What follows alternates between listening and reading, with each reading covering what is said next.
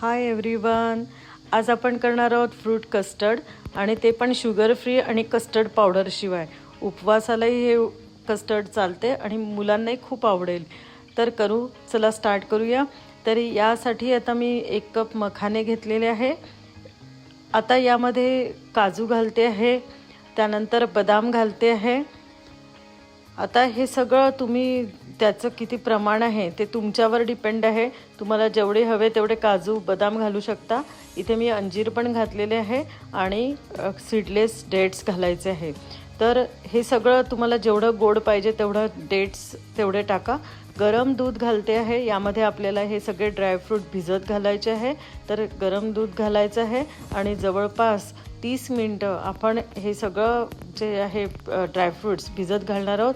थोडे मी केशर स्ट्रँड्स पण टाकते आहे, म्हणजे कलर खूप छान येईल आणि छान पण असतं केशर खाणं. तर याला सगळं मिक्स करून घेऊया आणि यांना जवळपास अर्धा तास आपण झाकून ठेवूया.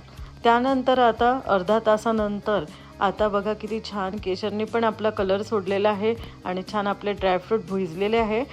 3-4 वेलच्या पण टाकायच्या आहे आणि हे मिक्सरच्या पॉटमध्ये आता हे आपण ग्राइंड करून घ्यायचं आहे. तर ग्राइंड छानसं करायचं, एकदम स्मूथ करायचं आहे पेस्ट आपल्याला.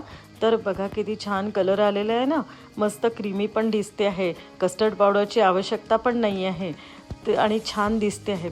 तर इथे मी आता घरात अवेलेबल असलेले फ्रूट्स कट करून घेतलेले आहे. माझ्याकडे डाळिंब, केळी, ॲपल आणि पेर होतं. तुमच्या घरात जी काही फ्रूट्स असतील ते कापून घ्या आणि पपई वगैरे सगळी काही जे असेल ते फ्रूट टाका आणि ते असं बाउलमध्ये फ्रूट्स कट करून घ्या आणि त्याच्यात आपलं हे कस्टर्ड जे ड्रायफ्रूटचं ते आपण ओतून घेऊया आणि छानसं मिक्स करून त्यानंतर त्याला छान रेफ्रिजरेट करायचं आहे.